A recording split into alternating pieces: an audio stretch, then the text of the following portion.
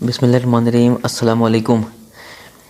हमारे यहाँ जब भी मुख्तलिफ़ इंसानों की मुख्तलिफ़ कैफ़ियत होती हैं। अब अक्सर इंसानों में ये पाया जाता है कि हर हालत में खुश रहना ये एक अच्छी कैफ़ियत है। शुक्र भी अदा करते रहना चाहिए। जिस हाल में इंसान रहे खुशी रहना चाहिए और शुक्र अदा करना चाहिए। मगर अक्सरियत यानी कि तकरीबन आप कह सकते हैं 65% या जो 70% तक ले जाएँ आप, तो वो इस किस्म के मिजाज के मिलते हैं कि हर चीज़ में उनको जलना, कि हर चीज़ में उनको नाशुक्री लगती है, मैं फ़ील होती है कि यूँ नहीं यूँ होना चाहिए, ऐसे नहीं ऐसे होना चाहिए। तो बहरहाल हर चीज़ में इम्प्रूवमेंट होनी चाहिए, करनी चाहिए। जो चीज़ नेगेटिव एस्पेक्ट्स हैं उसको पॉजिटिव में कन्वर्ट करने की पूरी कोशिश करते रहना चाहिए। एक अहम प्रॉब्लम के ओबेसिटी, जिसे मोटापा के नाम से लोग गर्दानते हैं, इसका एक आम सा कैलकुलेटर है। BMI का फार्मूला होता है weight in kilogram divided by height in metre square. इसको अगर आप अप्लाई करें या कैलकुलेट कर लें तो आप बता सकेंगे आपको ओबेसिटी कितनी है। ओबेसिटी जितनी है, स्मोकिंग है, अल्कोहल है, पॉल्यूशंस हैं डिफरेंट टाइप्स की, ये सब की सब चीज़ें इंसान के जिस्म पर, इंसान के मिजाज पर असर करती हैं। मिसाल के तौर पे आप किसी ऐसे एरिया में चले जाएं जहाँ पर हवा खुश्क चलती हो, शहरी इलाकों में चले जाएं तो आपको नाक में खुश्की फील होगी, प्यास ज़्यादा लगेगी, बाल भी आपके थोड़े थिनिंग की तरफ चले जाएंगे।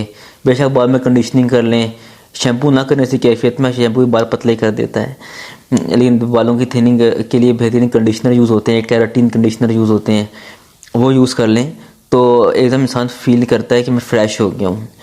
अब ये तो एक शैम्पू कंडीशनिंग, ये तो एक कॉस्मेटिक साइड पर आ जाता है। विटामिन की तरफ अगर हम लेकर चलते हैं अपने मौजू को, तो विटामिन ई एक ऐसी चीज़ है, ऐसे विटामिन है, इसको उर्दू में हयातीन कहते हैं, हयातियात कहते हैं विटामिन ई को, जो ऑक्सीडेटिव स्ट्रेस को दूर करता है। ऑक्सीडेटिव स्ट्रेस के फ्री रेडिकल्स होते हैं जो कि बॉडी में पैदा हो जाते हैं।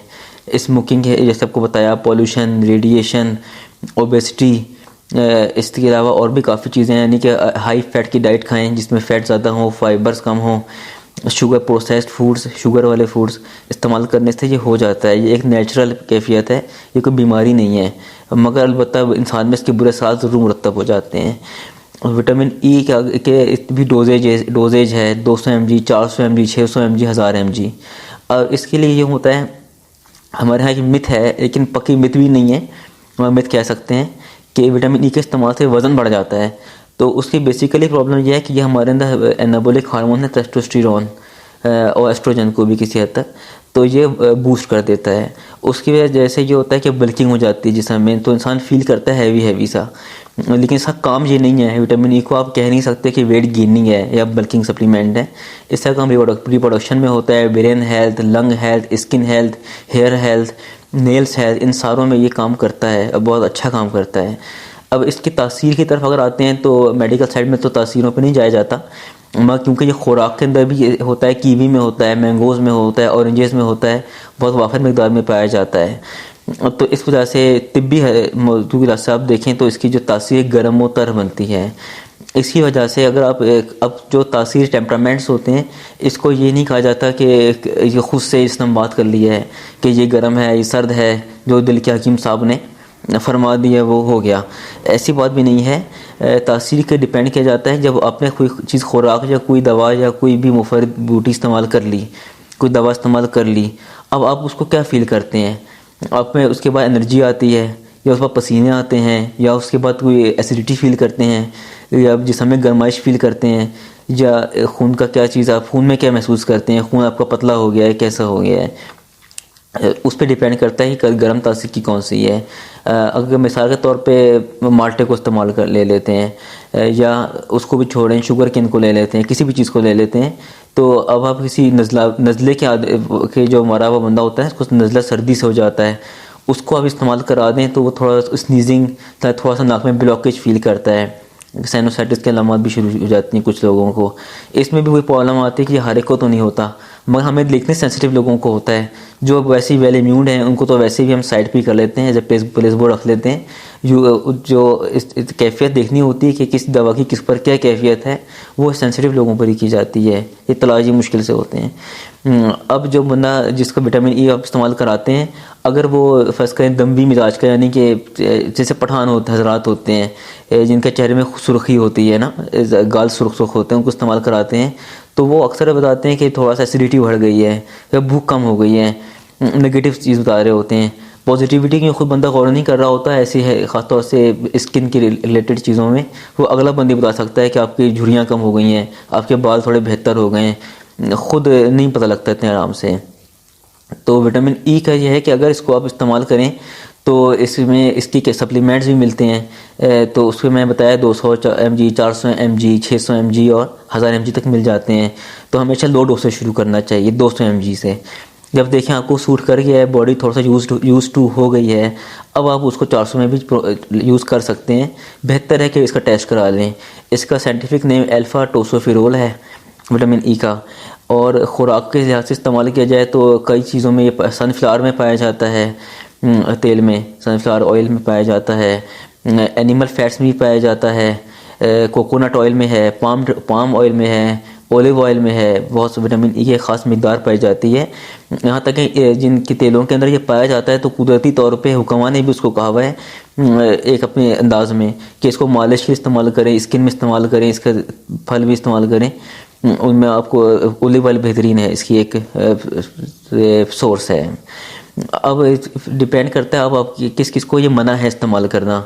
तो ये खून को पतला करता है, लेकिन इतना भी नहीं कि बिल्कुल हर एक को पतला कर दे, मगर खून पतला करता है। तो एंटी प्लेटलेट्स होते हैं वारफरीन, जैसे एस्पिरिन हुआ, अच्छा इसके अलावा एसिटाइल सैलिसाइलेट हुआ, ब्रांड नेम मैं नहीं बता रहा, मैं जेनिक नेम ही शेयर करूँगा, क्रोप्रीडुग्रेल हुआ, इन सब के साथ इसको एनोज़ापेरिन सोडियम हुआ।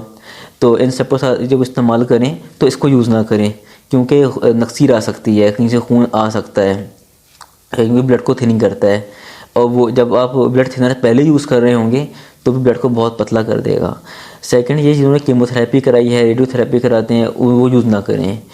थर्डली, जो स्टैटिन ग्रुप वाले जो यूज़ करते हैं, statin drug class, simvastatin, rosuvastatin, atorvastatin, ये सारे स्टैटिन ग्रुप जितने भी आते हैं जो पतला करते हैं, जिसम को लिपिड्स को कम करते हैं, वो भी इसको इस्तेमाल ना करें। थर्डली ये कि ये HDL को बढ़ाता है। HDL आपका जितना बढ़ेगा, तो यानी कि ये भी नहीं कि उसको रेंज से ऊपर ले जाएं, टेस्ट कराते रहना चाहिए लिपिड प्रोफाइल अपना, लेकिन HDL का इन्वर्स रिलेशन है कार्डियोवास्कुलर डिजीज के साथ। HDL बेहतर होगा तो कार्डियोवास्कुलर सिस्टम, रगों का सिस्टम, दिल का सिस्टम, लंग्स का सिस्टम बेहतरीन रहेगा। अच्छा, इसके अलावा इसका इन्वर्स रिलेशन है LDL के साथ। तो अक्सर ये देखा जाता है कि जो नॉर्मल बंदा जिसमें लिपिड प्रोफाइल बढ़ जाता है और वो ऐसा सच नहीं बढ़ता है मकसद के बहुत ज़्यादा लेवल तक, तो उनमें आप विटामिन ई का यूज़ कर रहे हैं तो LDL को कम कर देता है। VLDL, very low density lipoprotein, उसको भी ये कम कर देता है। अब हमारे यहाँ एक और भी निज़ाम देखने में आ रहा है जो कि पहले भी होता होगा, लेकिन अब ये ज़्यादा इस पर रुझान बढ़ रहा है कि जो मोटे हजरात हैं, काफ़ी ज़्यादा हेल्थी लोग हैं, वो कहते हैं कि हम काफ़ी हेल्थी हैं, तो हमें ज़रूरत नहीं मज़ीद की एक्सरसाइज की, डाइट प्लान्स की ज़रूरत नहीं है। तो वैसे अच्छा है, खुश रहना अच्छी अलामत है, साइकोलॉजिकली भी अच्छी अलामत है कि इंसान अपने आप को हर चीज़ से फिट समझे और सोचे समझे भी। लेकिन एक एज होती है 40 अबव, अगर आप देखें कि बहुत बंदा कोई हेल्थी है, ओबेसिटी का मारा हुआ है, लेकिन आपको समझते अपने आप को कि मैं हेल्थी हूँ, उसको चाहिए कि वो वॉकिंग की तरफ ध्यान दे, जॉगिंग की तरफ ध्यान दे, सही, लेकिन हल्की एक्सरसाइज पर रखे, वरना इनका सीना कमज़ोर होता है, सांस जल्दी फूल जाता है। अब उसमें भी इन लोगों का कहना होता है कि जी हम तो हाइकिंग करते हैं, हम तो ट्रेडमिल खूब यूज़ करते हैं, हम सब कुछ करते हैं और फिर भी पतले नहीं हो रहे। तो अब पतले ना होना एक और बात है, एक नॉर्मल बॉडी पे आना एक और बात है। कुछ लोगों का पैदाइशी निज़ाम होता है कि वो हेल्थी होते हैं, कुछ लोग पैदाइशी वीक होते हैं। अब जो पैदाइशी हेल्थी होते हैं उनको भी चाहिए कि वो नॉर्मल BMI लाने की कोशिश करें। अब मैं फॉर्मूला बता दिया है इसका BMI का कि weight in kilogram divided by metre, height in metre square, इस लिहाज से अपने आप को करके मेंटेन कर सकते हैं। इसका चार्ट भी मिलता है। अब इसमें यूँ डिपेंड करता है, किसी के मस्कुलर बहुत ज़्यादा मसल्स होते हैं, अब वो सही तरीके तौर पर एक्सरसाइजेज नहीं कर पाते, वेट ट्रेनिंग नहीं कर पाते, तो नीचे मसाला आ जाता है, ऊपर चर्बी वैसी की वैसी रहती है।